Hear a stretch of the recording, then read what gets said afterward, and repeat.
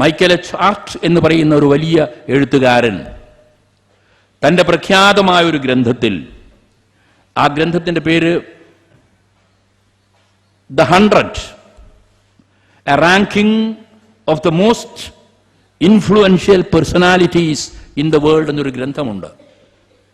ഒരു വളരെ ശ്രദ്ധേയമായ ഗ്രന്ഥമാണ്. ദ 100 എന്നാണ് അതിന് പേര്.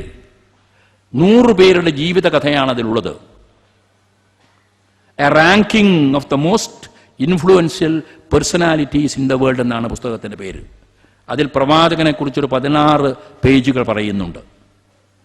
അതിൽ പറഞ്ഞത് ദരിദ്രമായ സാഹചര്യത്തിൽ വ്യത്യസ്തത, മറ്റ് പ്രവാചകന്മാരിൽ നിന്നും മഹാമനസ്സുകളിൽ നിന്നും വ്യത്യസ്തത, ദരിദ്രമായ സാഹചര്യത്തിൽ നിന്ന് വളർന്നു വന്ന് ആശയാദർശങ്ങളെ സമന്വയിപ്പിച്ചുകൊണ്ട് ലോകമനസ്സുകളിൽ സ്ഥായീഭാവം നേടിയ ഒരു മഹാമനുഷ്യൻ എന്നാണ് പറയുന്നത്. ഈ 2 കാര്യം ശ്രദ്ധിക്കുക. ദരിദ്രമായ സാഹചര്യത്തിൽ നിന്ന് വളർന്നു വരിക, ഒന്നുമില്ലായ്മയിൽ നിന്ന്. അദ്ദേഹത്തിൻ്റെ ജീവിതം മുഴുവനും ദാരിദ്ര്യത്തിൻ്റെയും ഇല്ലായ്മയുടെയും ദുരിതക്കയങ്ങളിൽ ആണ്ടുമുങ്ങിയതായിരുന്നു. ഇത്രയധികം ക്ലേശഭരിതമായ ഒരു ജീവിതം അനുഭവിക്കേണ്ടി വന്ന മറ്റൊരു പ്രവാചകനുണ്ടോ എന്ന് സംശയമാണ്. പിതാവിനെ കാണാൻ യോഗമില്ലാത്ത പിറവി, ഇതൊക്കെ വിശദമായി പറയേണ്ടതാണ്. പക്ഷെ ഞാനൊന്നും ചെയ്യുന്നില്ല. കാരണം നിങ്ങളോട് എനിക്ക് ആദരവാണ്. നിങ്ങൾ അധ്യാപകരാണ്, ചിന്തിക്കാൻ കഴിയുന്നവരാണ്. പിതാവിനെ കാണാൻ കഴിയുന്നില്ല. ഭാഗ്യദോഷത്തിന് അതിൽ കവിഞ്ഞ് ഒരുപക്ഷെ ലോകം കണ്ട ഏറ്റവും വലിയ യതീം പ്രവാചകൻ മുഹമ്മദ് ആയിരിക്കുമെന്ന് എനിക്ക് തോന്നുന്നത്. പിറന്നിട്ട് മുലപ്പാലിൻ്റെ ഗന്ധം മാറുന്നതിന് മുമ്പ് അമ്മ മരിക്കുക. 6 വയസ്സോ മറ്റോ വരിക, അമ്മ മരിക്കുക. ദുഃഖസാന്ദ്രമല്ലേ അത്? എന്നിട്ട് പോറ്റാൻ ഉത്തരവാദിത്വമേറ്റ പിതാമഹൻ 2 കൊല്ലം കൂടി കഴിയുമ്പോഴേക്ക് അദ്ദേഹത്തിന് 8ാമത്തെ വയസ്സിലാണെന്ന് തോന്നുന്നു. എൻ്റെ ധാരണ തെറ്റാണെങ്കിൽ എണ്ണു പൊറുക്കണം നിങ്ങൾ. 8ാമത്തെ വയസ്സിലാണെന്ന് തോന്നുന്നു പിതാമഹനും മരിക്കുക. അക്ഷരം പഠിക്കാൻ അവസരമില്ലാതിരിക്കുക. അദ്ദേഹം ഒരു നിരക്ഷരനാണ്. എന്നിട്ട് കുറച്ച് 2-3 കൊല്ലം കഴിയുമ്പോഴേക്ക് പിന്നെ രക്ഷിക്കാൻ വന്നിരുന്ന അബൂ താലിബും മരിക്കുക. ചുരുക്കി പറഞ്ഞാൽ ക്ലേശഭൂയിഷ്ഠമായിരുന്നു ജീവിതം. പക്ഷെ എനിക്കൊരാശ്വാസമുണ്ട്. ആശ്വാസം ഞാൻ വിലയിരുത്താൻ ശ്രമിച്ചപ്പോൾ ലോകത്തിൽ ഏത് സുഖവും തീവ്ര ദുഃഖത്തിൽ കാലൂന്നി നിൽക്കുന്നതായാണ് എനിക്ക് ബോധ്യപ്പെട്ടിട്ടുള്ളത്. തീവ്രമായ ദുഃഖത്തിൽ കാലൂന്നി നിൽക്കാതെ ഒരു സുഖവും ലോകത്തുണ്ടായിട്ടില്ല ഇതുവരെ. ഏത് സുഖവും നിങ്ങൾ കാണുമ്പോൾ ഗംഭീരം, നന്നായിരിക്കുന്നു എന്ന് പറയുന്നതോടൊപ്പം നിങ്ങളൊന്ന് താഴ്ന്നിറങ്ങി നോക്കിയാൽ മനസ്സിലാകും തീവ്രമായ ദുഃഖത്തിലാണത് കാലൂന്നി നിൽക്കുന്നത് എന്ന്. ഒരു താമര കണ്ടില്ലേ? താമര ഇങ്ങനെ വിടർന്നു നിൽക്കുമ്പോൾ വിശ്വസുന്ദരമല്ലേ? ഏത് കണ്ണിനെയാണത് വശീകരിക്കാത്തത്? വിശ്വസുന്ദരം. നിങ്ങൾ ആരെങ്കിലും ഓർക്കാറുണ്ടോ എന്നെനിക്കറിയില്ല. ആ താമരത്തണ്ടിലൂടെ നിങ്ങളുടെ കാഴ്ച ഒന്ന് മണ്ണിലേക്ക് അമരട്ടെ. ചളിയിൽ ചേറിൽ കാലൂന്നി ദുരിതത്തിൽ ദുഃഖത്തിൽ തപം ചെയ്ത് അവിടെ നിന്ന് ഊർജം നേടിയാണ് ഇത് പുറത്ത് കാണുമ്പോൾ മനോഹരമായി താമരയായി പരിണമിക്കുന്നത്. ഏത് ഉദാത്തമായ സുഖവും സാന്ദ്രമായ തീവ്രമായ ദുഃഖത്തിൽ കാലൂന്നി നിൽക്കുന്നു എന്നാണ് എൻ്റെ വിശ്വാസം. കുടയില്ലാഞ്ഞതുകൊണ്ട് ഞാൻ കയറി നിന്ന റോഡിൻ്റെ പള്ളയിലുള്ള ആൽമരത്തിൻ്റെ ചുവട കയറി നിന്നപ്പോൾ ലക്ഷക്കണക്കിന് മണിമുത്ത് പോലുള്ള കായ അതിൻ്റെ മേലെ ഞാൻ വിസ്മയിച്ചു. പിന്നെ അത് പടർന്ന് ശാഖ പടർത്തി ആയിരങ്ങൾക്ക് തണൽ, പശുക്കൾക്കും മനുഷ്യർക്കും ഒരുപോലെ തണൽ നൽകി നിൽക്കുമ്പോൾ എന്തൊരു ഉദാരത. അപ്പോഴാണ് ഞാൻ ചോട നോക്കുമ്പോഴാണ് അറിയുന്നത് കരിമ്പാറക്കെട്ടിനുള്ളിൽ വേരോട്ടി നിന്ന് തപസ്സനുഷ്ഠിച്ച് തീവ്ര ദുഃഖത്തിൻ്റെ ആഴക്കടലിൽ ആണ്ടുമുങ്ങി ആണ് ഇത് ഈ 10,000കണക്കിന് മണിമുത്തുകളും ഈ പടർന്ന ശാഖയിലൂടെ തണലും നൽകി നമ്മെ അനുഗ്രഹിക്കുന്നത് എന്ന്. ഒരമ്മയോട് ചോദിക്കുക, അമ്മേ, ജീവിതത്തിൽ ഏറ്റവും അധികം സന്തോഷിച്ചത് എപ്പോഴാണെന്ന്. അല്ലെങ്കിൽ ഒരു ചോദ്യം ആദ്യം ചോദിക്കേണ്ട ചോദ്യം അതല്ല, ഏറ്റവും വലിയ ദുഃഖം അനുഭവിച്ചത് എപ്പോഴാണെന്ന്. അമ്മ പ്രസവിച്ചവരായിരിക്കുമല്ലോ, അല്ലെ അമ്മ എന്ന് വിളിക്കപ്പെടുമോ? പ്രസവിച്ചവർക്കറിയാവുന്ന ഒരു ദുഃഖമുണ്ട്. ആ ദുഃഖം ഞാൻ വിവരിക്കണ്ടല്ലോ. നഹി വന്ധ്യാ വിജാനാദി. വന്ധ്യ പ്രസവിക്കാത്ത പെണ്ണ്. നഹി വന്ധ്യാ വിജാനാദി, പെറാത്ത പെണ്ണിനറിയില്ല ഗുരുവിം പ്രസവവേദന. പ്രസവവേദനയുടെ പാരുഷ്യത്തെപ്പറ്റി പ്രസവിക്കാത്ത പെണ്ണിന് അറിയാൻ കഴിയില്ല. അതുകൊണ്ട് വാണിദാസൻ മാഷ് എന്ത് പ്രസംഗിച്ചാലും അതിൻ്റെ തീക്ഷണമായ ഭാവം അവതരിപ്പിക്കാൻ ഒക്കില്ല. ആ അമ്മയോട് ചോദിക്കുക, ഏറ്റവും വലിയ ദുഃഖം ഏതായിരുന്നു? അമ്മ പറയും, മോനെ, നിന്നെ നൊന്ത് പെറ്റപ്പോൾ ആ നേരത്ത് ഞാൻ അനുഭവിച്ച ദുഃഖം. ഒരു ചോദ്യം കൂടി ചോദിക്കുക, അമ്മ ഈ ലോകത്ത് അനുഭവിച്ച അവാച്യമായ സുഖ നിമിഷം ഏതായിരുന്നു? അപ്പൊ അമ്മയ്ക്ക് ആലോചിക്കാണ്ട് പറയേണ്ടുന്നൊരു ഉത്തരവുണ്ട്.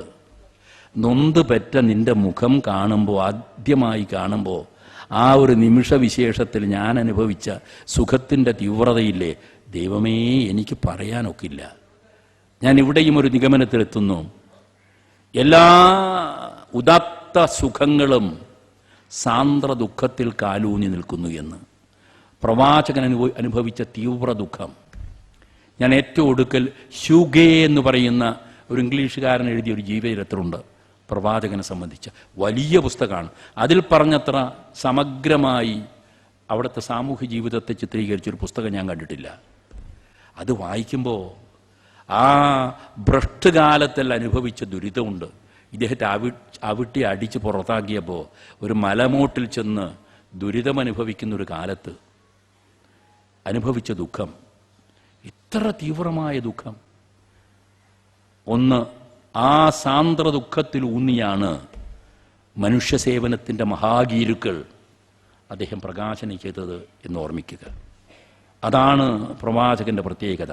മൈക്കൽ എച്ച് ഹാർട്ട് അദ്ദേഹത്തിൻ്റെ പുസ്തകത്തിൽ പറയുന്നത്, കടുത്ത ഇല്ലായ്മയിൽ നിന്ന് ദുരിതമനുഭവിച്ച് ക്ലേശപൂർണമായ ജീവിതത്തിലൂടെ കടന്നു വന്ന് ഇത്ര മഹത്വത്തിൻ്റെ ഔന്നത്യത്തിലേക്ക് ഉയർന്ന, കർമ്മത്തെയും ആശയങ്ങളെയും സമന്വയിപ്പിച്ച ഒരു മനുഷ്യനെ അപൂർവമായേ നമുക്ക് പരിചയപ്പെടാൻ കഴിയൂ എന്നാണ്.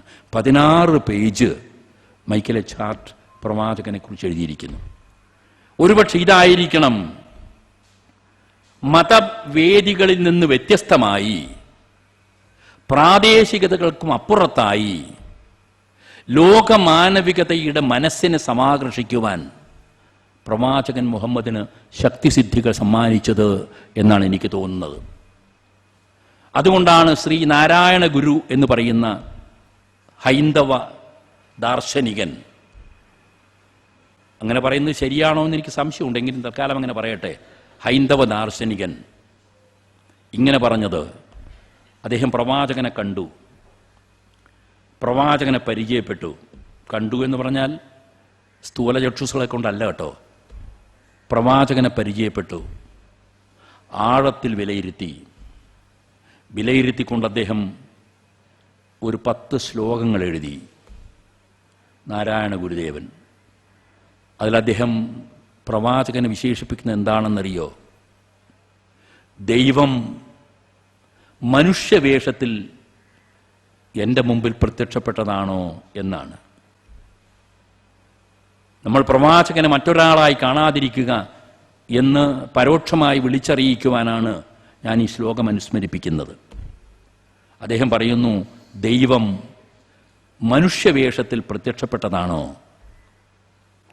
ധർമ്മം സാധാരണക്കാരൻ്റെ മട്ടിൽ തിരുവുദയം ചെയ്തതാണോ എൻ്റെ മുന്നിൽ?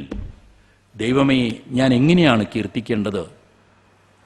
നിന്റെ വ്യക്തിത്വ വിലാസത്തെക്കുറിച്ച് വർണ്ണിക്കാൻ എൻ്റെ കയ്യിൽ വാക്കുകളില്ലല്ലോ എന്ന് നാരായണ ഗുരുദേവൻ പറയുന്നു.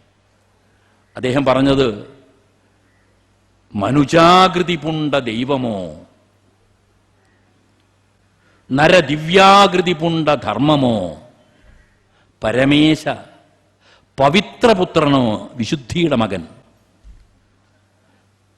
പരിപൂർണതയുടെ മകൻ, എംബോഡിമെന്റ് ഓഫ് പെർഫെക്ഷൻ എന്നൊക്കെ പറയുന്നില്ലേ?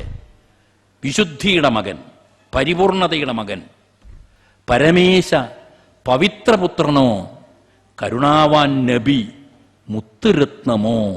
ഇത് പറയുന്നത് ഒരു സാധാരണ ഒരു മനസ്സല്ല. ഇന്ത്യയിലെ ദാർശനിക തലത്തിലെ അദ്വിതീയനെന്നും ഹൈന്ദവ ദാർശനിക രംഗത്ത് വിപ്ലവത്തിൻ്റെ മഹാജിഹ്വ എന്നും കീർത്തിക്കപ്പെടുന്ന നാരായണ ഗുരുദേവനാണ്. അപ്പോൾ കണ്ണുള്ളവനത് കാണുന്നുണ്ട്. കാണുകയും അംഗീകരിക്കുകയും ഘോഷിക്കുകയും ചെയ്യുന്നുണ്ട്.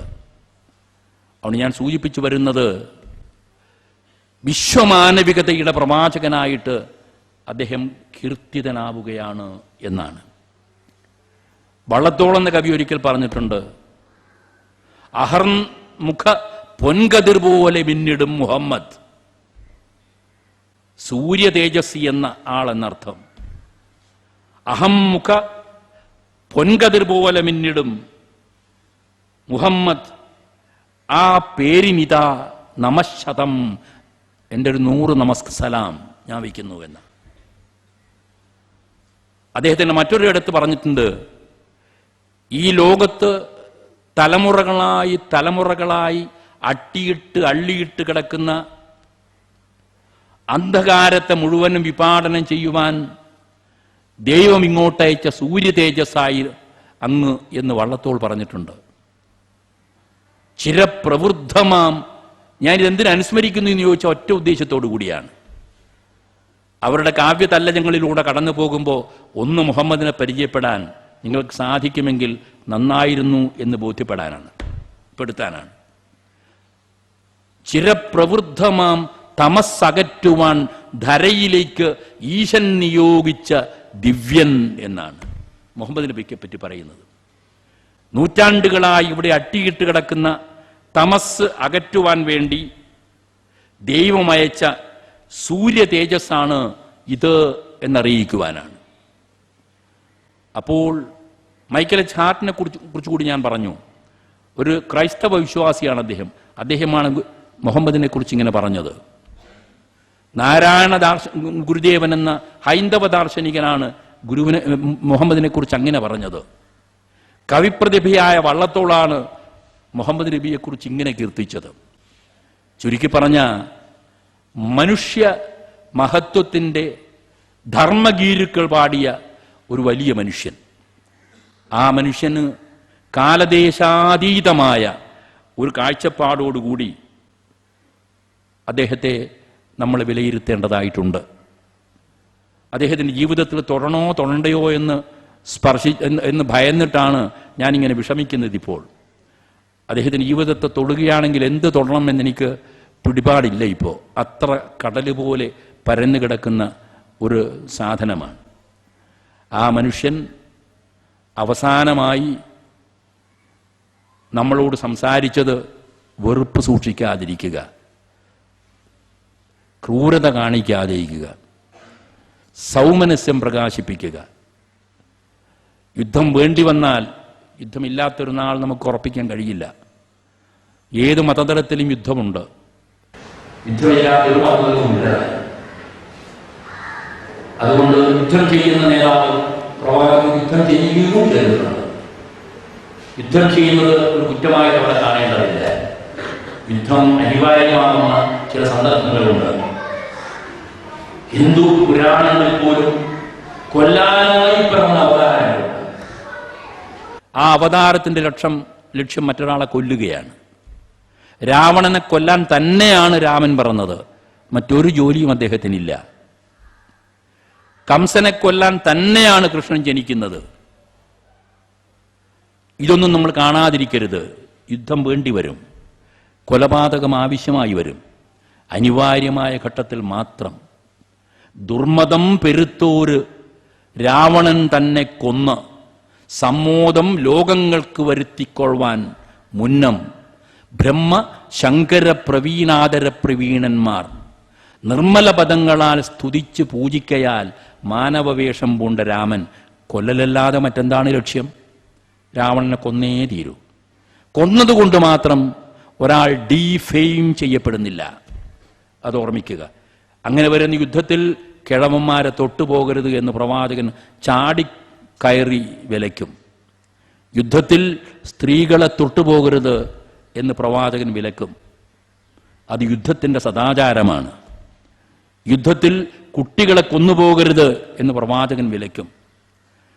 യുദ്ധത്തിൽ വിളഭൂമി നശിപ്പിക്കരുത് എന്ന് പ്രവാചകൻ അട്ടഹസിക്കും.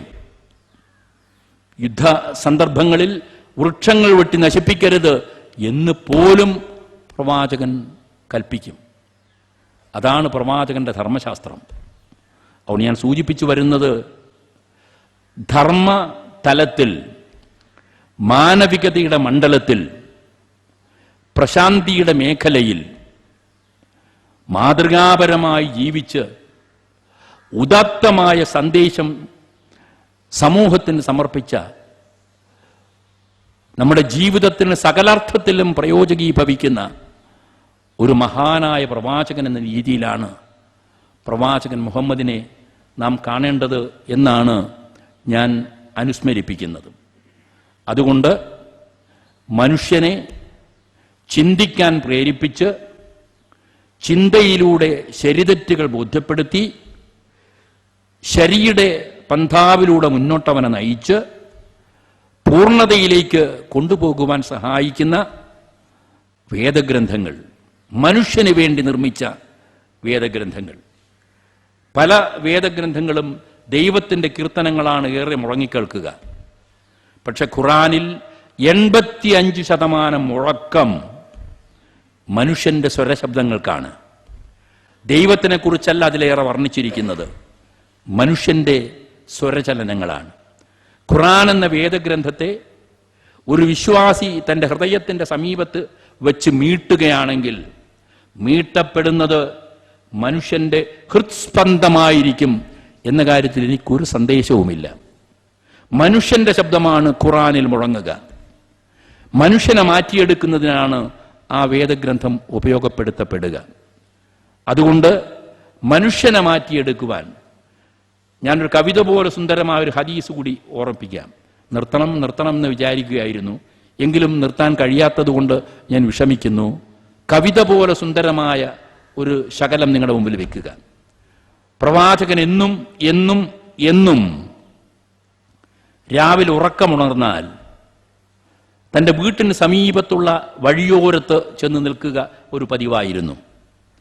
എന്തിനെന്നറിയുമോ?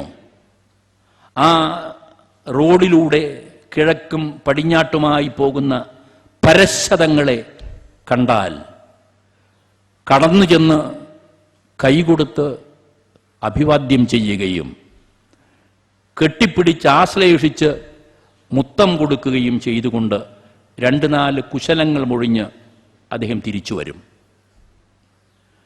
എഴുതിയ ഹദീസ്, ആ ഹദീസ് ഗ്രന്ഥത്തിൽ പറഞ്ഞ വാക്കുകൾ അറിയുമോ?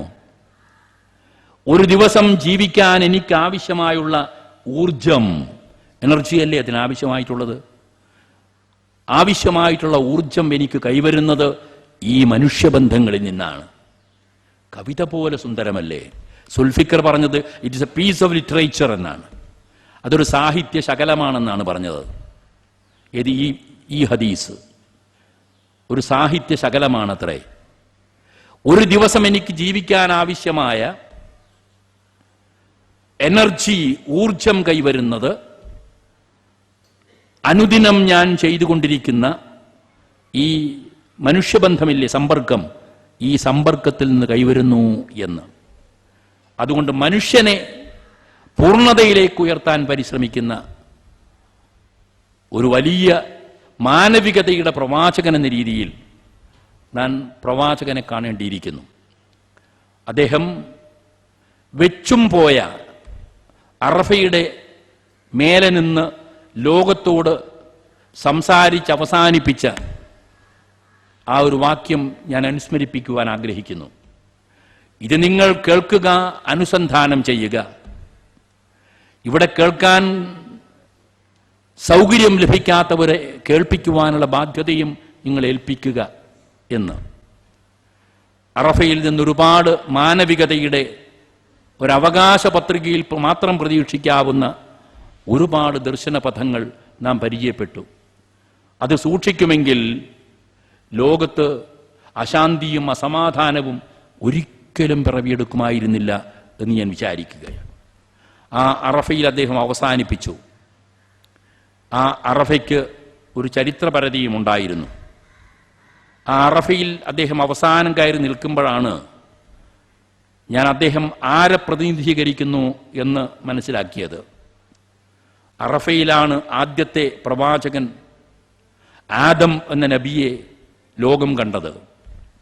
അറഫയുടെ മേലെ സ്വർഗത്തിൽ നിന്ന് നിഷ്കാസിതനായ ആദം വന്നു വീണ സ്ഥലം അറഫയാണെന്ന് ഒരു വിശ്വാസമുണ്ട്.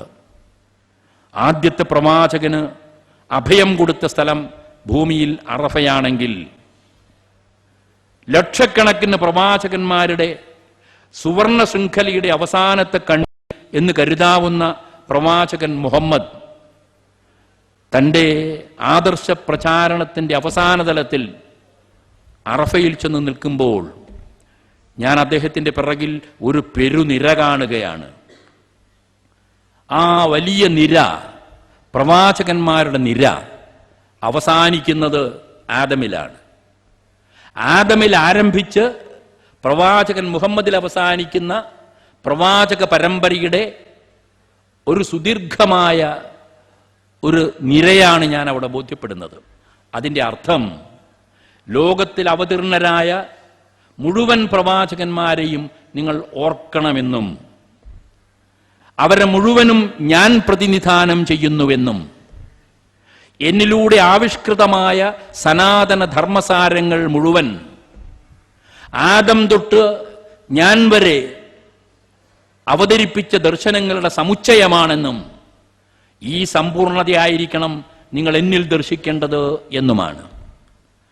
ലോകത്തിലുള്ള മതഗ്രന്ഥങ്ങൾ എല്ലാം നല്ലതു തന്നെ, എല്ലാം ദൈവികമായ ആശയങ്ങളുടെ സംഘാതവും തന്നെ.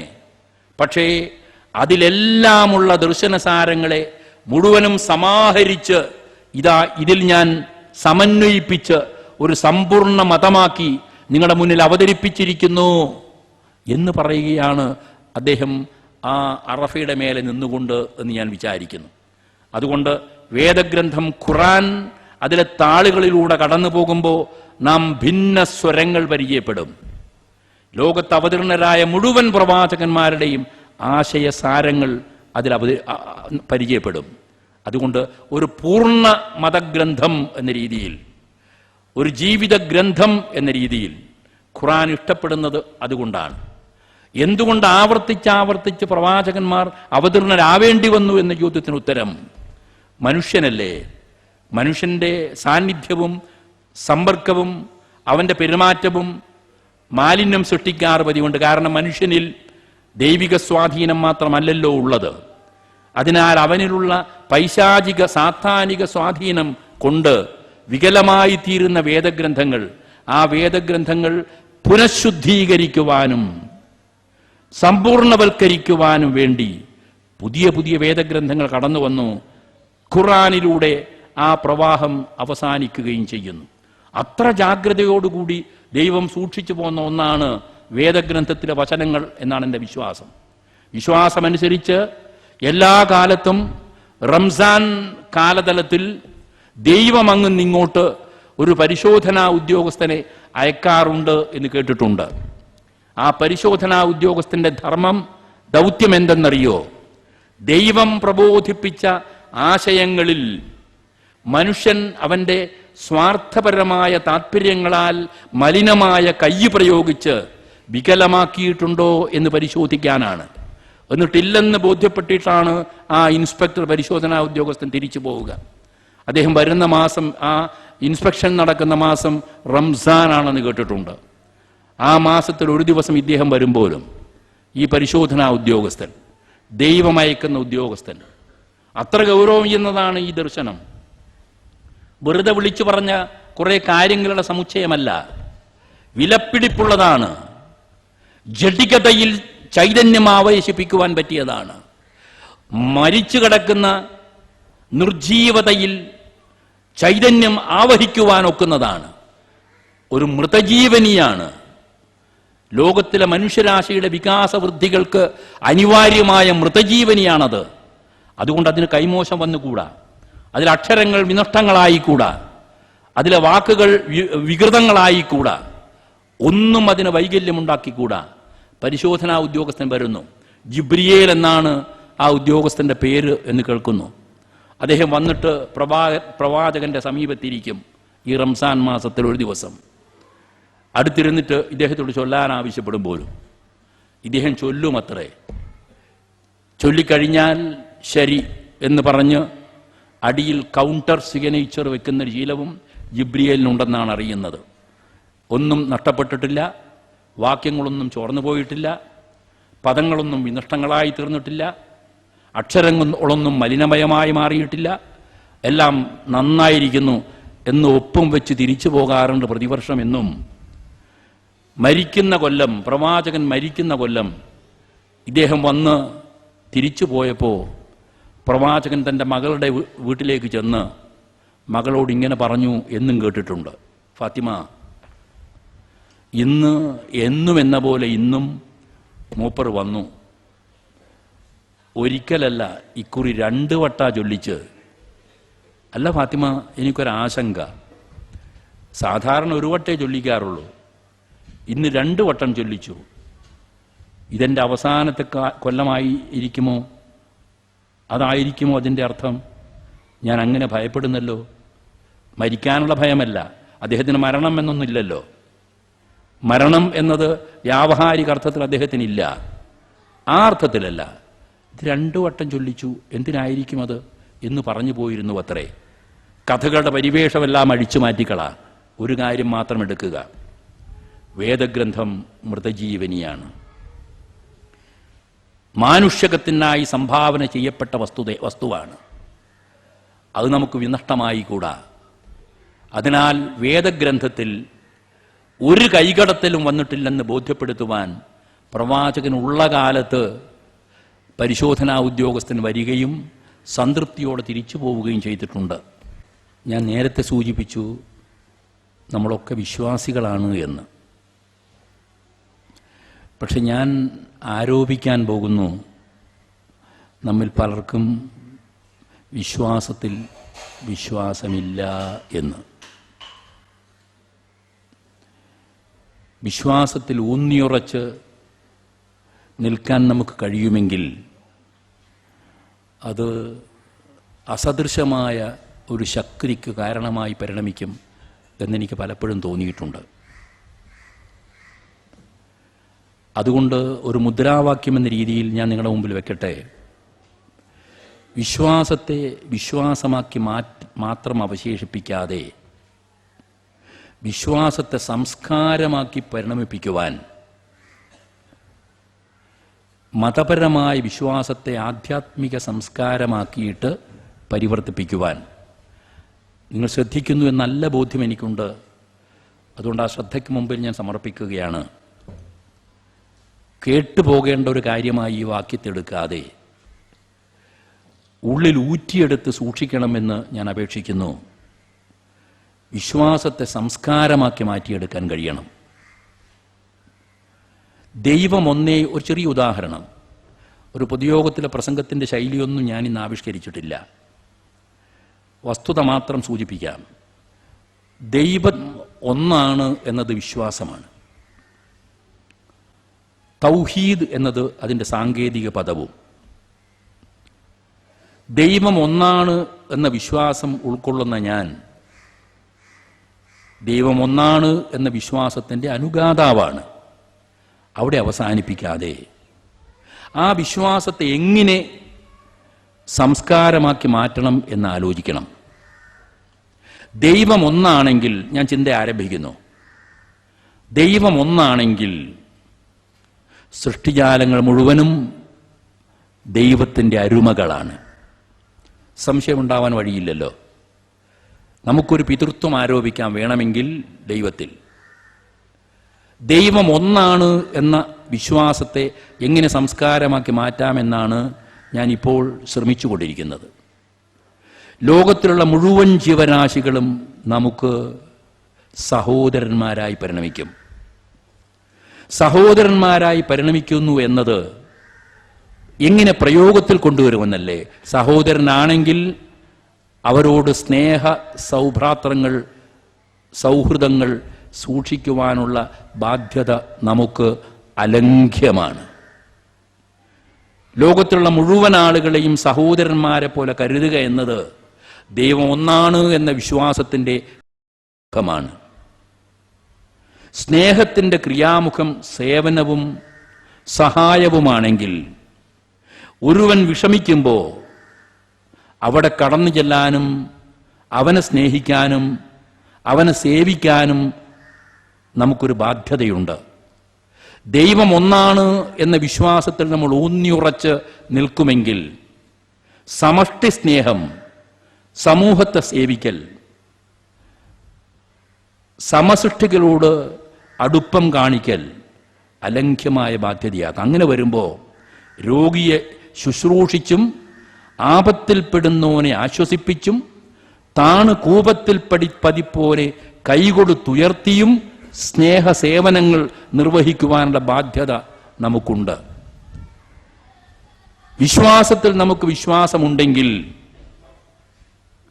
നമ്മുടെ വിചാരത്തിൽ, വാക്കുകളിൽ, പ്രവൃത്തിയിൽ ആ വിശ്വാസത്തിൻ്റെ സ്വർണ്ണച്ചവി പ്രസരിക്കണം, നിർബന്ധം. ഞാൻ ചെയ്യുന്നതും ചെയ്തു പോകുന്നതും ആ വിശ്വാസത്തിന് അനുരോധമായിരിക്കണം. ഞാൻ വിളിക്കുന്നതും പറയുന്നതും പാടുന്നതും എല്ലാം ആ വിശ്വാസത്തിന് അനുരോധമായിരിക്കണം. എൻ്റെ സമസ്ത ജീവിതചര്യകളും ആ വിശ്വാസത്തിൻ്റെ അലംഘ്യമായ പ്രകൃതം ബോധ്യപ്പെടുത്താനുള്ളതായിരിക്കണം. വിശ്വാസം വേറെ, വിചാരം വേറെ. വിശ്വാസം വേറെ, ഭാഷണം വേറെ. വിശ്വാസം വേറെ, നമ്മുടെ വൃത്തിതലം വേറെ. അങ്ങനെ വരുന്നത് വിരോധാഭാസവും ആത്മവഞ്ചനയുമാണ്. വിശ്വാസം മനസ്സിലെ കാര്യവും അതിന് വിപരീതമായത് കർമ്മതലത്തിലെ കാര്യവുമെന്ന് വരുമ്പോൾ ഇസ്ലാമിക ഭാഷയിൽ പറഞ്ഞാൽ ഒരു മുനാഫിക്കിൻ്റെ കർമ്മമായിരിക്കും നമ്മൾ ചെയ്യുക. ഒരു ആത്മവഞ്ചനയുടെ പ്രകൃതം അതിനുണ്ട്. ഞാൻ മട്ടാഞ്ചേരിയിൽ ഒരിക്കൽ പോയി. ആ ജൂതപ്പള്ളിക്ക് സമീപത്ത് ഒരിടത്ത് അവിടെ ചെന്നപ്പോൾ ഒരു സംഭവമുണ്ടായി. പഴയ രേഖകൾ ഞാൻ എപ്പോഴും കാണാൻ ശ്രമിക്കാറുണ്ട്. ഈ പഴയ രേഖകൾ എനിക്കെന്തോ വളരെ കൗതുകമാണ്. ഈ പഴം രേഖകൾ ഒന്ന് ശ്രദ്ധിക്കാൻ. ബഹ്റിനിൽ പിന്നെ ബൈത്തുൽ ഖുർആൻ കാണാൻ ചെന്നപ്പോൾ ആ 7 തട്ടുള്ളൊരു വലിയ കെട്ടിടമാണ്. ലോകത്തിലെ വിവിധങ്ങളായ രാജ്യങ്ങളിൽ അച്ചടിച്ചിറക്കിയ ഖുർആന്റെ ഓരോ പ്രതി, അതേക്കുറിച്ചുള്ള ചില വ്യാഖ്യാനങ്ങളും മറ്റും കാണുന്ന സൗജന്യമായി കിട്ടുന്ന ലഘുലേഖകൾ, അതിൻ്റെ കോവണിപ്പടിയിൽ നിൽക്കുന്ന ഒരു സ്ത്രീ നമുക്കിത് സമ്മാനിക്കുന്നുണ്ട്. ഞാൻ രംഗം ഇപ്പോൾ ഓർമ്മിക്കുന്നു. വല്ലാത്തൊരു സന്ദർഭം. ഞാൻ അവിടെ 5 മണിക്കൂർ ബഹ്റിനിൽ ചെന്നിട്ട് അവിടെ പ്രയോജനപ്പെടുത്തുകയുണ്ടായി. 5 മണിക്കൂർ. എനിക്കൊരു കൗതുകമാണ് ഈ പഴയ സാധനങ്ങൾ കാണാൻ പോവുക എന്നൊരു കൗതുകമാണ്. ഇവിടെ ചെന്നപ്പോൾ ഒരു കത്ത് കണ്ടു. ഞാൻ ആ കത്ത് താല്പര്യത്തോടെ വായിച്ചു. ഇംഗ്ലീഷിലുള്ള കത്താണ്. ഒരു ഫ്രഞ്ച് ചെറുപ്പക്കാരൻ നെൽസൺ എന്നൊരാൾ എഴുതിയ കത്താണ്. അദ്ദേഹം വിശ്വാസപരമായി ഒരു സത്യവേദ വിശ്വാസിയാണ്. അദ്ദേഹത്തിന് 27 വയസ്സായിരുന്നു അന്ന്, അക്കാലത്ത്, ഈ കത്ത് എഴുതുന്ന കാലത്ത്. അദ്ദേഹം മട്ടാഞ്ചേരിക്കടുത്ത് എറണാകുളത്ത് ഒരു എഞ്ചിനീയറായി നിയമിക്കപ്പെട്ടിരിക്കുന്നു. ഒരു പാലം പണി നടക്കുന്നു. മട്ടാഞ്ചേരി പാലമാണ് കെട്ടേണ്ടത്. ചരിത്രപ്രസിദ്ധമാണ് ആ കെട്ട്. അത് 2 കരകളെ ബന്ധിപ്പിക്കുന്നൊരു പാലമാണ്. നിരവധി രാപ്പകലുകൾ ഈ 27-കാരൻ എഞ്ചിനീയർ അതിനുവേണ്ടി പ്രവർത്തിച്ചു. ആളുകൾക്കൊക്കെ അത്ഭുതമാണ്, എന്തൊരു ത്യാഗമാണ്. ഊണില്ല, ഉറക്കില്ല. അവസാനം എല്ലാം സാധിച്ചു. അടുത്ത ആഴ്ച അതിൻ്റെ ഉദ്ഘാടനം നടക്കും. ഒരു വൈകുന്നേരം ഇദ്ദേഹം തൻ്റെ ഈ കരവിരുതിൻ്റെ നിദർശനമൊന്ന് കണ്ട് കുളിർക്കാൻ വേണ്ടി ഇങ്ങനെ നടക്കും. വൈകുന്നേരം സായം സന്ധ്യയിൽ ഈ പാലത്തിൻ്റെ മേലൂടെ, ഉദ്ഘാടനം ചെയ്യപ്പെട്ടിട്ടില്ല. ഇദ്ദേഹം ഇങ്ങനെ നടന്നു പോകുമ്പോൾ ആർക്കും അദ്ദേഹത്തെ അറിയില്ല. നടന്നു പോകുമ്പോൾ 2-3-4 പേരിങ്ങനെ തമാശയിൽ പറഞ്ഞു പോകുന്നു. അടുത്ത ആഴ്ച ഇതിൻ്റെ ഉദ്ഘാടനം നടക്കുമെന്ന് അറിയുന്നത്. ആർക്കറിയാം? ഇതൊക്കെ കനമുള്ള വണ്ടിയൊക്കെ വരുമ്പോൾ ഇത് പൊട്ടിയമരും. അങ്ങനെയാണല്ലോ നമ്മുടെ നാട്ടിലെ ഈ ഇത്തരം വികസന പ്രവർത്തനങ്ങളുടെ പ്രകൃതം. പൊട്ടിയമരും. ഇത് ഇദ്ദേഹം കേൾക്കുന്നു, കഥ ആരംഭിക്കുന്നു. ഇത് ഈ മനുഷ്യൻ കേൾക്കുന്നു. അത് അദ്ദേഹത്തിൻ്റെ കാതിലൂടെ ഹൃദയത്തിൽ ചെന്ന് പ്രതിചലനം സൃഷ്ടിക്കുന്നു. അദ്ദേഹം അലക്ഷ്യമായി കാറ്റത്ത് പാ പോലെ അദ്ദേഹം തൻ്റെ ക്വാർട്ടേഴ്സിൽ എത്തിച്ചേരുന്നു. അദ്ദേഹത്തിന് ഊണ് വേണ്ട, ഉറങ്ങാൻ കഴിയുന്നില്ല. തിരിഞ്ഞും മറഞ്ഞും കിടന്ന് അദ്ദേഹം ആലോചിക്കുന്നത് ഇതാണ്: എത്ര മാസം രാപ്പകലുകൾ ഞാനിതിനു വേണ്ടി വ്യയം ചെയ്തു. ഒരു യാഗത്തിനുള്ള, ഒരു യജ്ഞത്തിനുള്ള ഹവിസ് പോലെ ഞാൻ എൻ്റെ ജീവിതത്തെ മാറ്റി തീർക്കുകയായിരുന്നു. ഒരു തപസ്സിൻ്റെ പൂർത്തിക്ക് എന്നോണം ഞാൻ പ്രവർത്തിച്ചു വരികയായിരുന്നു. പക്ഷേ സമൂഹത്തിന് ഇതാണോ അഭിപ്രായം? ഇത് ദുർബലമാണ് എങ്കിൽ അത് വിളിച്ചറിയിക്കുന്ന സത്യം എന്തെന്നല്ലേ? ഞാൻ എൻ്റെ പ്രവൃത്തിയിൽ ആത്മാർത്ഥത കാണിച്ചില്ല. ദുർബലമാണ് എങ്കിൽ സംഭവിക്കുന്ന കാര്യം എന്തെന്നല്ലേ? ഗവൺമെന്റ് എൻ്റെ കയ്യിൽ ഏൽപ്പിച്ചിരിക്കുന്ന ദേവസ്വം, ദൈവത്തിൻ്റെ കാശ്, എത്രയോ കോടി ഉറുപ്പിക ഞാൻ ദുർവ്യയം ചെയ്തു എന്നല്ലേ? ദേവസ്വം ഞാൻ ദുരുപയോഗപ്പെടുത്തിയെന്നല്ലേ? ഇത് ചെറിയ കുറ്റമല്ല, ദേവസ്വം ദുരുപയോഗപ്പെടുത്തുക. കർമ്മരംഗത്ത് ആത്മാർത്ഥത കാണിക്കാതിരിക്കുക ഒരു സത്യവേദ വിശ്വാസിയെ സംബന്ധിച്ചിടത്തോളം ധർമ്മനിർവഹണമാണ് കർമ്മരംഗം. അത് ഞാൻ എൻ്റെ വിശ്വാസത്തോട് ചെയ്യുന്ന ഏറ്റവും വലിയ കുറ്റമായിരിക്കും. ഇനി എന്തുണ്ട് വഴി? ഇതാര് പറയുന്നു എന്നല്ലേ? പറയാൻ അധികാരമുള്ളവർ പറയുന്നു. ജനത്തിൻ്റെ കാശാണിത്, ജനമാണിങ്ങനെ മൊഴിയുന്നത്, ദുർബലമാണിത് എന്ന്. അതലക്ഷ്യമായി അവഗണിക്കാൻ എനിക്കൊക്കില്ല. എനിക്കൊരു ബാധ്യതയുണ്ട്. എൻ്റെ കർമ്മം ആത്മാർത്ഥമായിരുന്നുവെന്നും സത്യസന്ധമായിരുന്നുവെന്നും ഞാൻ ഈ കോടി ഉറുപ്പിക ദേവസ്വം നല്ലതിനു വേണ്ടി നല്ലവണ്ണം വിനിയോഗിച്ചു എന്നും ബോധ്യപ്പെടുത്തേണ്ടുന്ന ബാധ്യത എനിക്കുണ്ട് എന്ന് അദ്ദേഹം മനസ്സിലാക്കുന്നു. ഒരു ദൃഢനിശ്ചയത്തോടുകൂടി അദ്ദേഹം പുറത്തേക്ക് വരുന്നു. രാവിലെ മുറിയിൽ നിന്ന് ദൃഢനിശ്ചയം അറിയുമോ? നേരെ അദ്ദേഹം നടന്നു ചെല്ലുന്നത് ഒരു പ്രിന്റിംഗ് പ്രസ്സിലേക്കാണ്. വരുന്ന ആഴ്ച ഉദ്ഘാടനം നടക്കണം. അദ്ദേഹം ഒരു പ്രസ് മാറ്റർ എഴുതി കൊടുക്കുന്നു. മറ്റന്നാൾ ബുധനാഴ്ച വൈകുന്നേരം 4 മണിക്ക് ഈ പാലത്തിൻ്റെ ബലപരീക്ഷണം നടക്കും. ആ ബലപരീക്ഷണത്തിന് സാക്ഷിയാകുവാൻ ഈ പരിസരവാസികളെ മുഴുവനും ഞാൻ ഹൃദയപൂർവ്വം ക്ഷണിക്കുന്നു എന്ന് പറഞ്ഞ് മാറ്റർ എഴുതി കൊടുത്തു. 2 മണിക്കൂർ കൊണ്ട് നോട്ടീസ് അച്ചടിച്ചു വന്നു. ബുധനാഴ്ച, മറ്റന്നാൾ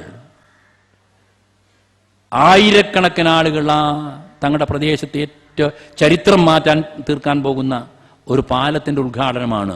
അറിയണം തങ്ങളുടെ പാലത്തിൻ്റെ ബലത്തെ സംബന്ധിച്ച്. ആയിരക്കണക്കിന് ആളുകൾ അവിടെ എത്തിച്ചേരുന്നു. വൈകുന്നേരം 4 മണിയാണ് സമയം. 3:45 ആകുമ്പോഴേക്കും ജനസഹസ്രങ്ങളെ കൊണ്ട് നിബിഡമായി മാറിയിരിക്കുന്നു പരിസരം. പക്ഷെ ആരും എഞ്ചിനീയറെ കാണുന്നില്ല. ഈ നെൽസൺ എന്ന് പറയുന്ന 27-കാരൻ ആരും അവിടെയില്ല. അദ്ദേഹത്തെ കാണാനില്ല. 4 മണിയായി.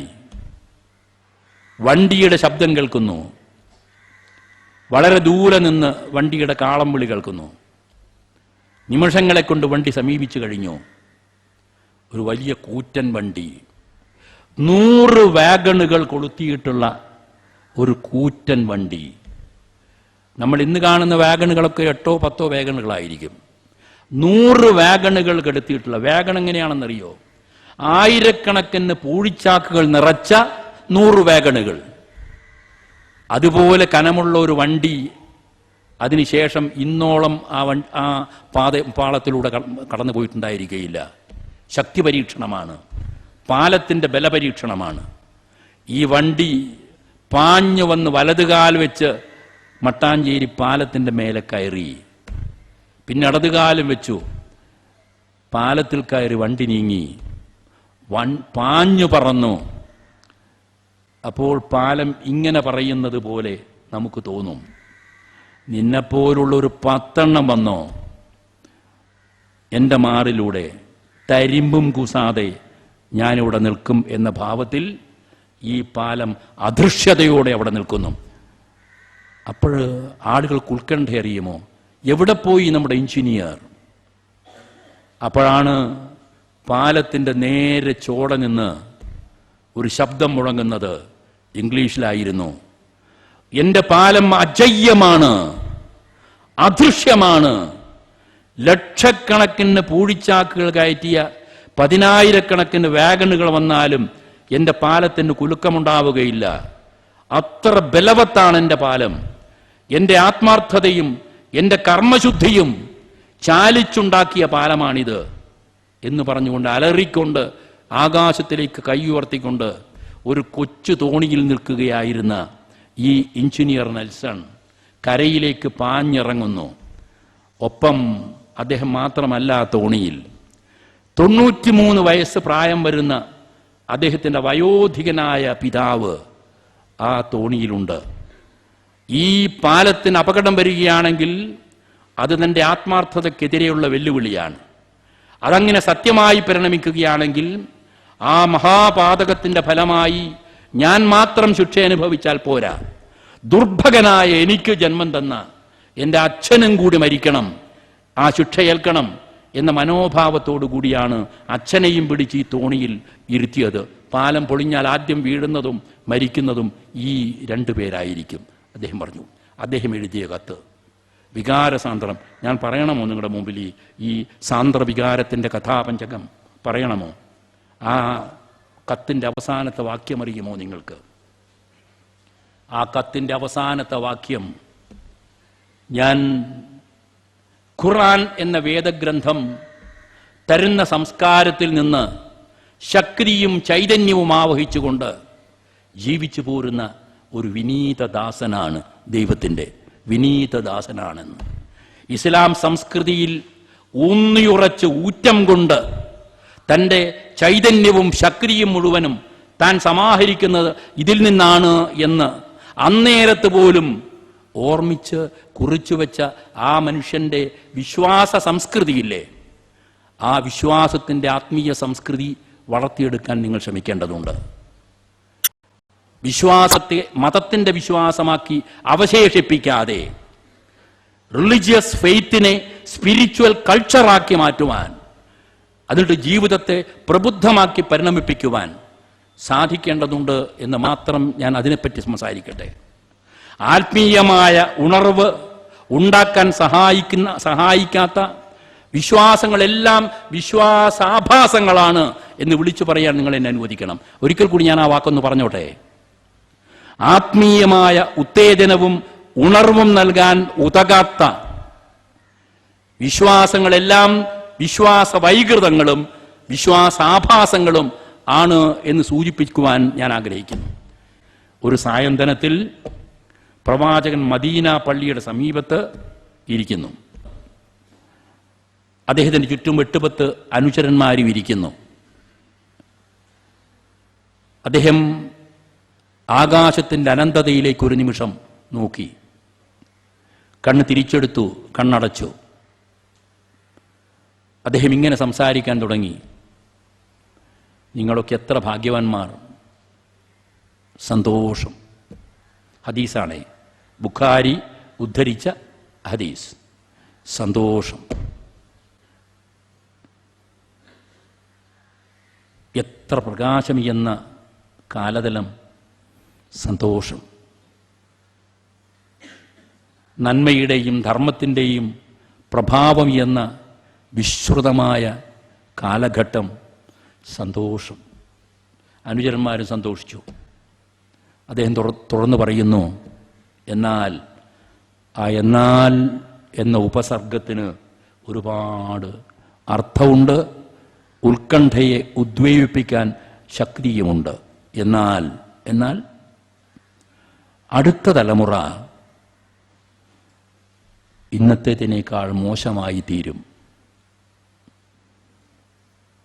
അതിനപ്പുറത്തെ തലമുറ അതിലും മോശമാകും. അതിനപ്പുറത്തെ 3ാമത്തെ തലമുറ അതിനേക്കാളും മോശമാകും.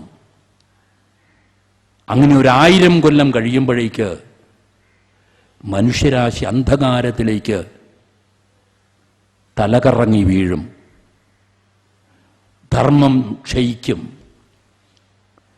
നാശം കതിർക്കും, ദ്രോഹം പെരുകും, ആന്ധ്യം ഇഴുകിക്കൂടും, പരസ്പരം കത്തിവാളോങ്ങി കണ്ഠം വെട്ടുന്ന ദുരവസ്ഥ വന്നുവിടും. കരയിലും കടലിലുമൊക്കെ ഇരുള് പരക്കും, അഗ്നി പ്രസരിക്കും. ഇതൊക്കെ പറഞ്ഞു കേൾക്കുമ്പോൾ ഈ അനുചരന്മാരാകെ വിഭ്രമിച്ചു. ഈ കാലഘട്ടം ഈ തലമുറ ഭാഗ്യം ചെയ്തത് അവിടെ നിഴുകുകയാണ്. ഒരു തലമുറക്ക് നിങ്ങൾ വേണമെങ്കിൽ അധ്യാപകരല്ലേ, ഗണിതശാസ്ത്രം സഹായിക്കും. ഇപ്പോൾ ഒരു തലമുറക്കൊരു 80 കൊല്ലം വേണ്ട 100 തന്നെ കണക്ക് കൂട്ടാൻ സഹായമാണ്. രണ്ടാമത്തെ തലമുറക്ക് വീണ്ടും ഒരു 100 കൊല്ലം, അതും കഴിഞ്ഞു. മൂന്നാമത്തെ തലമുറക്ക് വീണ്ടും ഒരു 100 കൊല്ലം, 300 കൊല്ലം കഴിഞ്ഞു. പിന്നൊരു1000 കൊല്ലം കഴിയുമ്പോഴേക്ക് എന്നും അദ്ദേഹം പറഞ്ഞു 1300 കൊല്ലം. അദ്ദേഹം ജീവിച്ച കാലഘട്ടത്തിൽ നിന്ന് 1300 കൊല്ലം കഴിയുമ്പോഴേക്ക് മനുഷ്യരാശി സാംസ്കാരികമായി, ധാർമ്മികമായി, സദാചാരപരമായി, മാനവികമായി തകർന്നടിയുന്ന ഒരു ദുരവസ്ഥയിലേക്ക് വന്നെത്തുമെന്നും കരയിലും കടലിലും ആസുരവൃത്തികൾ ആഞ്ഞടിക്കുമെന്നും അന്തരീക്ഷം മുഴുവനും ഇരുളുറഞ്ഞുകൂടുമെന്നും പറഞ്ഞാണ് പ്രവാചകൻ നിർത്തുന്നത്. ഉത്കണ്ഠയോടുകൂടി, അത്യന്തം ആശങ്കയോടുകൂടി അനുചരന്മാരിൽ ഒരാളല്ല, 2 പേർ, 2 പേരുമല്ല, എല്ലാവരും ഒപ്പം പ്രവാചകനോട് ചോദിക്കുന്നു, തിരുമേനി എന്തുകൊണ്ടങ്ങനെ സംഭവിക്കുന്നു? എന്തുകൊണ്ട് കത്തിവാളോങ്ങി കണ്ഠം വെട്ടാൻ, അന്തരീക്ഷത്തിൽ ആന്ധ്യം നിറയാൻ, ആസുരമായ ഭാവങ്ങൾ ഇവിടെ ചണ്ഡീനൃത്തം നടത്താൻ എന്തുകൊണ്ടൊരുങ്ങുന്നു എന്ന് പ്രവാചകനോട് ചോദിക്കുന്നു. പ്രവാചകന് ബാധ്യതയുണ്ട് ചോദ്യത്തിന് ഉത്തരം പറയാൻ. പ്രവാചകൻ കണ്ണടച്ചു. ഒരു നിമിഷം പ്രവാചകൻ കണ്ണു തുറന്നു. പ്രവാചകൻ പറഞ്ഞു ഒറ്റ വാക്ക്, വേദഗ്രന്ഥത്തെ വിസ്മരിക്കുന്നു. വേദഗ്രന്ഥത്തെ വിസ്മരിച്ചുകൊണ്ടാണ് ഈ ദുരവസ്ഥ മുഴുവനും വന്നെത്തിയത് എന്ന് പ്രവാചകൻ പ്രതിവചിക്കുന്നു. ഈ അന്ധകാരത്തിൻ്റെ അരങ്ങേറ്റത്തിന് കാരണം വേദഗ്രന്ഥത്തെ വിസ്മരിക്കുന്നു എന്നതുകൊണ്ടാണെന്ന് പ്രവാചകൻ അറിയിക്കുന്നു.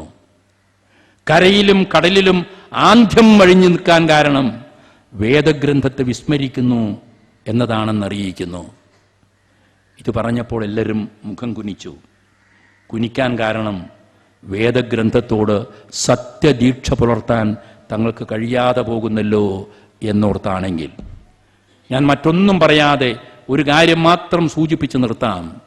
വേദഗ്രന്ഥത്തെ വിസ്മരിക്കുന്നത് കൊണ്ടാണ് ഈ വിശ്വവിനാശമെങ്കിൽ ഈ വിശ്വവിനാശത്തിൽ നിന്ന് വിനിർമുക്തി നേടുവാൻ എന്ത് മാർഗം എന്ന ചോദ്യം സ്വാഭാവികം. ഈ ലോകത്തിൻ്റെ തകർച്ചയിൽ നിന്ന് രക്ഷപ്പെടുവാനുള്ള മാർഗമെന്ത് എന്നതൊരു ചോദ്യമുണ്ട്. ആ ചോദ്യം പ്രവാചകന്റെ ഉത്തരത്തിൽ വിലീനമായി കിടക്കുന്നു എന്നും ഞാൻ അനുസ്മരിപ്പിക്കട്ടെ. വേദഗ്രന്ഥത്തെ വിസ്മരിച്ചതുകൊണ്ടാണ് നമ്മൾ ഈ വിനാശത്തിൻ്റെ കടൽ നടുവിൽപ്പെട്ട് ശ്വാസം മുട്ടി മരിക്കാൻ ഒരുങ്ങുന്നത് എങ്കിൽ, അക്രമങ്ങളും ആഹവങ്ങളും ഉരുക്കൂട്ടി ആസുരവൃത്തി ഇവിടെ ആരംഭിച്ചത് വേദഗ്രന്ഥത്തെ വിസ്മരിച്ചതുകൊണ്ടാണ് എങ്കിൽ, ഇതിൽ നിന്നുള്ള വിമോചനത്തിന്, കരപറ്റുന്നതിന്, പ്രകാശം വഴിയുന്നതിന്, ജീവിതം പുനഃസ്ഥാപിക്കുന്നതിന് വഴിയെന്ത്, മാർഗമെന്ത് എന്ന ചോദ്യം നമ്മുടെ മുന്നിൽ ഉയർന്നു വരും. ഉത്തരം നിങ്ങൾക്കറിയാം, എനിക്കുമറിയാം. വേദഗ്രന്ഥത്തെ പുനർജനിപ്പിക്കുക. വേദഗ്രന്ഥത്തെ നിങ്ങളുടെ മനസ്സിൽ പുനർജനിപ്പിക്കുക. വേദഗ്രന്ഥത്തെ നിങ്ങളുടെ വചനങ്ങളിൽ പുനർജനിപ്പിക്കുക. വേദഗ്രന്ഥത്തെ നിങ്ങളുടെ കർമ്മതലങ്ങളിലേക്ക് ആവിഷ്കരിക്കുക. നമ്മുടെ വിചാരത്തിലും നമ്മുടെ ശബ്ദത്തിലും നമ്മുടെ വൃത്തിയിലും വേദഗ്രന്ഥത്തിലെ മഹിതാനുശാസനങ്ങൾ അനുസരിക്കപ്പെടുമെങ്കിൽ ഈ വിനാശത്തിൽ നിന്ന് നമുക്ക് വിനിർമുക്തി നേടുവാൻ കഴിയും എന്ന് പ്രവാചകൻ അറിയിക്കുന്നു. അതുകൊണ്ട് സാമൂഹ്യമായ സകല വിനകളെയും അതിജയിക്കുവാൻ, വിനാശത്തിൻ്റെ കടൽ നടുവിൽപ്പെട്ട് ശ്വാസം മുട്ടി അന്ത്യനിമിഷത്തെ അഭിമുഖീകരിച്ചിരിക്കുന്ന അഭിശക്തമായ ശബ്ദമായ ഈ ആധുനിക സമൂഹത്തിന് രക്ഷ നേടുവാൻ വേദഗ്രന്ഥങ്ങൾ നമ്മുടെ വാക്കുകളിൽ, വിചാരത്തിൽ, കർമ്മതലത്തിൽ പുനർജനിക്കേണ്ടതുണ്ട്. ആ അവസ്ഥ കൈവരിക്കുവാനുള്ള ആത്മീയമായ ആർജവം സ്വാംശീകരിക്കുവാൻ ഇതുപോലുള്ള സന്ദർഭങ്ങൾ സഹായകങ്ങളായി പരിണമിക്കട്ടെ എന്ന് ഹൃദയപൂർവകം വിനയപുരസരം പ്രാർത്ഥിച്ചുകൊണ്ട് ഞാൻ എൻ്റെ വാക്കുകൾ ഇവിടെ ഉപസംഹരിക്കുന്നു എന്ന് നിങ്ങളെ അറിയിക്കട്ടെ. സന്തോഷം.